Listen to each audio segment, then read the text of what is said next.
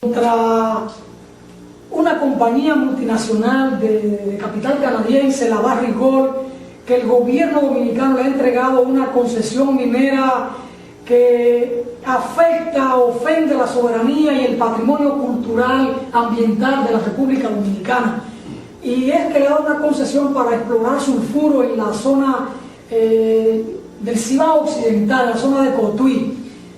Y allí será, y ya lo es, una minería a cielo abierto que va a ocasionar daños ambientales tremendos en la República Dominicana, pero también esa concesión minera se extiende a la parte del Cibao Central e incluso a la parte noroeste, allá en la frontera con Haití.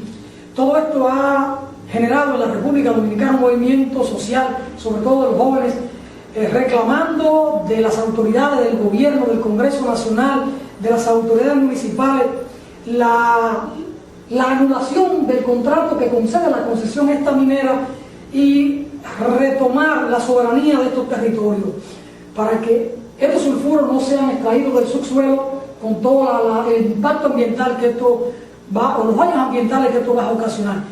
¿Cuál es en México la situación minera y hasta dónde pudiera ser de alguna manera similar o parecido al caso de la República Dominicana? Y si hay datos que ustedes pudieran estar manejando hoy en día, ¿qué por ciento del territorio mexicano pudiera estar impactado o afectado por la minería en México hoy en día? Nos parece que el tema de la minería es actualmente el tema de mayor preocupación, tanto territorial como ambiental. No hay ningún otro megaproyecto que tenga, por ejemplo, actualmente el 30% en sus manos. El 30% del territorio mexicano son concesiones mineras. Pero lo mismo podemos decir del caso de Guatemala, que es como el 24%, Honduras el 26%, Chile el 25%, grandes extensiones de territorio nacional de los países en América Latina y del Caribe concesionados a las empresas mineras, sobre todo canadienses y norteamericanas, porque el 75% de las empresas en el mundo o tienen una oficina en Canadá o son de origen canadiense.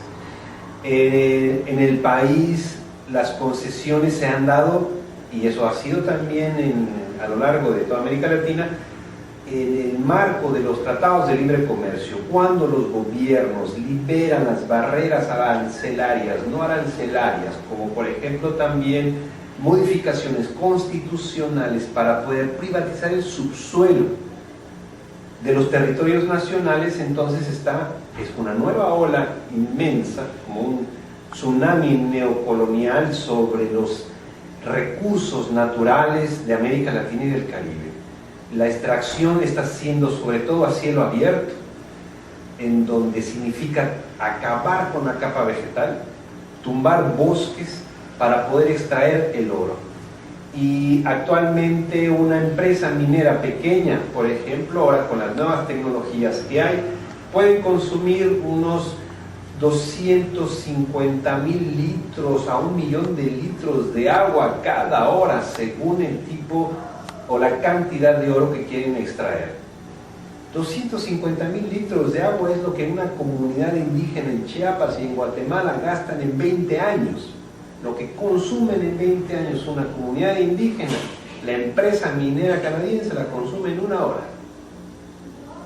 Con ello sumamos que pueden usar de 6, 7, 8, 10, 15 toneladas diarias de cianuro que tienen que mezclar con el agua para lixiviar el oro, para extraer el oro. Una piedrita, con una gotita de cianuros matas a una persona. Imagínense lo que significa 10, 15 toneladas diarias de cianuro revertidas a las cuencas. Los animales se mueren, ganados se mueren, los peces se mueren, no limpian esa agua mezclada con cianuro todos los días de las cuencas, y el saldo ambiental lo asumen los gobiernos, los pueblos, las comunidades. Se afecta el derecho a la alimentación, el acceso al agua, se afecta el acceso también a un ambiente sano, etc. Y ese déficit ambiental las empresas no lo asumen, no pagan impuestos. En Chiapas, por ejemplo, incluso logramos cerrar una empresa minera canadiense que tenía un proyecto para sacar la varita para que se usa, es una piedra pesada para la extracción de petróleo. Se logra detener ese proyecto minero por todo el impacto ambiental que eso tenía. Se acaba el agua en las comunidades, el ganado se empezó a morir, afectaciones en la piel en los niños, y entonces la empresa Blackfire, que es la empresa minera canadiense, demanda en el marco del Tratado de Libre Comercio al gobierno mexicano por $800 millones por haber cerrado su proyecto minero, y era una de las 5 concesiones que tenía. El gobierno entonces está viendo que si hace caso de todas las demandas contra las empresas mineras en el país, que son cientos y cientos y cientos, pues tendríamos que vender todo el país mexicano para pagar la indemnización tan solo a las empresas mineras. Porque esta empresa por lo menos es pequeña, pero también está la Barrick Gold, New Gold, están las grandes y enormes empresas mineras canadienses que por todo Centroamérica están sacando el oro, y la resistencia está creciendo de una manera impresionante. En Guatemala la resistencia y las consultas comunitarias indígenas para evitar que entren las empresas mineras es un ejemplo increíble de movilización y de prevención para que las mineras no arriben a sus territorios. La resistencia en Honduras, por ejemplo, en Valle de Siria, también por la explotación de oro a cielo abierto, con alto uso de cianuro, con la gente enferma de cáncer, pero están en una resistencia para expulsar, como también en el caso de El Salvador, en el caso de Costa Rica, en el caso de Panamá. Y este proceso de resistencia cada vez va creciendo en la medida en que el impacto territorial es cada vez mayor. En Chiapas tenemos como 120 concesiones mineras en nuestro estado, y suman alrededor de 1.200.000 hectáreas de tierra. ¿Cuál es el factor común de todos estos proyectos? Que ahí es donde vive la gente pobre, la gente indígena, la gente campesina. El reto para el Estado es expulsarlos, correrlos. ¿Dónde los van a meter? O se van entonces a Estados Unidos como migrantes, o los meten en las ciudades rurales sustentables, como le llama el gobierno, que es desplazar a la gente, vaciar el campo de campesinos y meterlos en pequeñitas casas que no están ellos acostumbrados a vivir. En fin, el tema es cómo va a ser el campo de campesinos, dejarle el espacio libre a las empresas mineras. Y hay otro efecto importante que hay que tomar en cuenta con la explotación minera, y es el efecto sobre el cambio climático que generan los proyectos mineros. Porque la desaparición de la capa vegetal y de bosques genera, además de que la deforestación genera gases de efecto invernadero, la capa vegetal es la que absorbe el CO2 que se emite en el norte. En la mayoría de la industrialización que produce el dióxido de carbono se va como sumidero de carbono por medio de los bosques, de la capa vegetal. Si a nivel mundial hablamos que el 50% de los bosques y los manglares, grandes depósitos de carbono, han desaparecido, pues obviamente los gases de efecto invernadero se siguen acumulando y acumulando y acumulando, y no hay capa vegetal que absorba los gases de efecto invernadero. La minería en ese sentido, cuando hablamos de un territorios enormes de miles y miles de hectáreas deforestadas, la minería está generando, agudizando la crisis climática. Y nos parece que ese proceso de resistencia hay desde México hasta la Patagonia. En todo, no hay países en que no haya resistencia a esta nueva ola enorme, que es gigantesca, que los gobiernos están creando para subir a la ola a todas las empresas transnacionales, arribar a nuestros países y tomar el control de la tierra y de los territorios de América Latina y del Caribe. Gustavo, parece que estamos entonces en América Latina ante un nuevo modelo de colonialismo. porque nuestros gobiernos serviles, yo soy de lo que digo muchas veces aquí, lo digo en el programa, que nosotros no tenemos un presidente, lo que tenemos es un gobernador de colonia, porque la República Dominicana opera como si fuera una colonia de los Estados Unidos, y así otro pueblo de América Latina. Pienso que lo que pasó en Honduras con el golpe a Zelaya marca un poco la tónica. Hay un tema que no quisiera que se nos agotara el tiempo y no abordarlo contigo. Aquí en la República Dominicana el tema de la violencia ha hecho un acto de presencia muy fuerte, y entonces uno dice en los análisis, en las opiniones, en los medios de comunicación, y alude a la mexicanización de la sociedad dominicana, queriendo referir con esto a la gran ola de violencia que ha vivido el pueblo mexicano en los últimos 12, 15, 18, 20 años, con la presencia allí del narcotráfico y todo esto.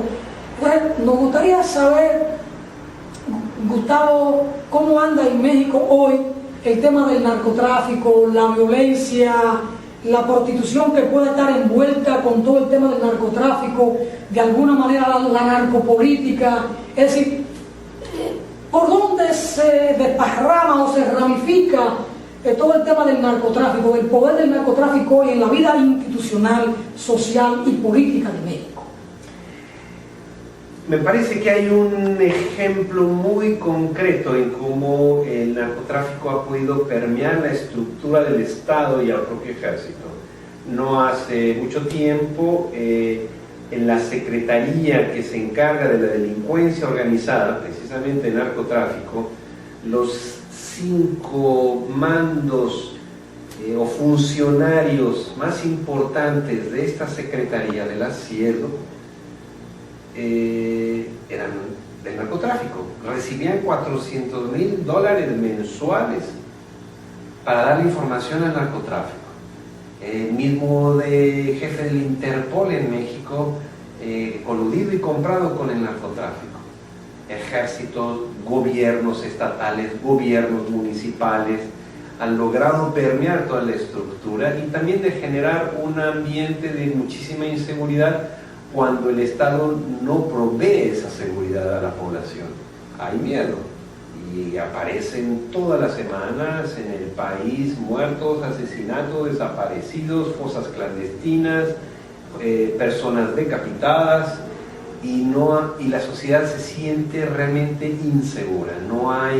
No se siente un Estado fortalecido que combata el narcotráfico, sino un Estado filtrado por todos lados por el narcotráfico. Hay lugares en donde los policías no quieren ser policías, los presidentes municipales no quieren ser presidentes municipales porque mañana amanecen muertos y se oponen a hacer las funciones que el narcotráfico les pide. En ese sentido, el miedo y el temor se va apoderando de la sociedad mexicana y entonces se siente esa inseguridad y la gente empieza a cambiar de ciudad. Hay gente que se ha ido a vivir a Estados Unidos, hay poblaciones en que todos los comercios han cerrado, en donde el narcotráfico cobra cuotas a los empresarios, a los negocios, a la gente más pudiente, cuotas mensuales muy fuertes, y si no está la amenaza sobre tu familia, sobre tus hijos, sobre tus hijas, sobre tu vida misma. Y esa inseguridad y esa violencia da la sensación de que no hay un Estado de Derecho en donde el mismo Estado, el mismo gobierno está coludido con los intereses del narcotráfico. Y nosotros le llamamos también como una especie de colombianización de la sociedad mexicana, en donde la aparente composición de fuerzas paramilitares como fueron en Colombia se está dando en el país en la medida en que hay una violencia tan sanguinaria que no es solamente el narcotraficante común, sino que implica entrenamiento también como para hacer ese tipo de violencias, de aparecer cuerpos destrozados, despedazados, o aparece un rostro humano cosido a un balón de fútbol con una narconota, en donde prenden fuego a una discoteca de jóvenes, llegan y masacran a 20, 30 jóvenes que están bailando.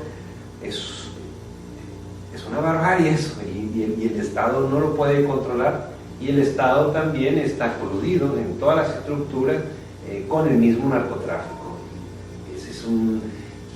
Y la agudización de esa violencia va aumentando aceleradamente. Estamos conversando con Gustavo Castro de México, en cámara o detrás de la cámara el amigo, el hermano Jorge Iván Rodríguez, que fue quien nos facilitó esta conversación con Gustavo Castro. Gustavo, en televisión el tiempo siempre es un tirano. Estamos llegando al final del tiempo que tenemos previsto en el programa, pero no quisiéramos desaprovechar la oportunidad de conversar contigo finalmente un tema que puede ser muy técnico. Si no es de tu campo de estudio o de dominio, no me conteste la pregunta. Quiero hablar un poco de los cultivos transgénicos, la transgénesis como se llama, que México es el país que tenía el banco genético del cultivo del maíz más grande del mundo, quizá con miles o cientos de miles de variedades genéticas, y entonces con todo el tema de la transgénesis y las grandes multinacionales de los agroquímicos y todo esto, y los productores de semillas, que han hecho grandes inversiones en México para investigación, pero más que para investigar es para apropiarse de ese banco genético. ¿Cuál ha sido hoy la situación el impacto sobre México con el tema de los transgénicos, de las inversiones de las multinacionales, hasta dónde México ha sido afectado con el gran banco genético que tenía sobre todo en el cultivo del maíz? Sí. Pues bueno, Estados Unidos tradicionalmente ha sido un país que viola absolutamente todos los acuerdos a su favor. Y en el marco del Tratado de Libre Comercio, uno de los elementos que violó fue precisamente exportar a México maíz transgénico cuando no era legal, mezclado con maíz natural, mete el maíz BT